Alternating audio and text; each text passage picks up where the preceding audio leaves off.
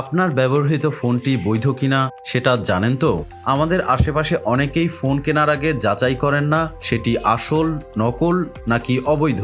তবে এবার এই অসচেতনতার মাসুল দিতে হতে পারে বড়ভাবে।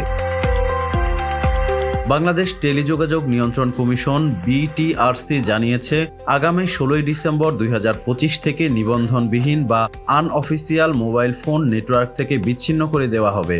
অর্থাৎ আপনার ফোন যদি বৈধভাবে আমদানি না করা হয় বা নিবন্ধন ছাড়া ব্যবহৃত হয়, তাহলে সেটি দিয়ে আর কল, এসএমএস বা ইন্টারনেট ব্যবহার করা যাবে না। তবে যারা এখন ফোন ব্যবহার করছেন তাদের জন্য কিছুটা স্বস্তির খবরও আছে। বিটিআরসি জানিয়েছে, বর্তমানে যেসব ফোন নেটওয়ার্কে সক্রিয় আছে সেগুলো 16 ডিসেম্বরের মধ্যে স্বয়ংক্রিয়ভাবে নিবন্ধিত হয়ে যাবে।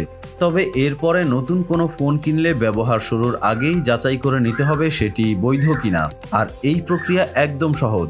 আপনার মোবাইল ফোন থেকে *16161# নম্বরে ডায়াল করুন। এরপর ফোনের বডিতে বা প্যাকেটে লেখা 15 ডিজিটের ইএমআই নম্বরটি লিখে পাঠান। ফিরতি মেসেজেই জানিয়ে দেওয়া হবে আপনার ফোন বৈধ নাকি অবৈধ। NEIR.BTRC.gov.bd ওয়েবসাইটেও যেতে পারেন। সেখানে ইএমআই নম্বর লিখে সঙ্গে সঙ্গে জানতে পারবেন আপনার ফোনের অবস্থা। এছাড়া মোবাইল অপারেটরের কাস্টমার কেয়ার সেন্টারেও এই সেবা পাওয়া যাবে। বিটিআরসি জানায়, এই উদ্যোগের লক্ষ্য দেশে অবৈধ, ক্লোন ও চোরাচালান ফোনের ব্যবহার কমানো, যাতে মোবাইল নেটওয়ার্কের নিরাপত্তা ও মান বজায় থাকে।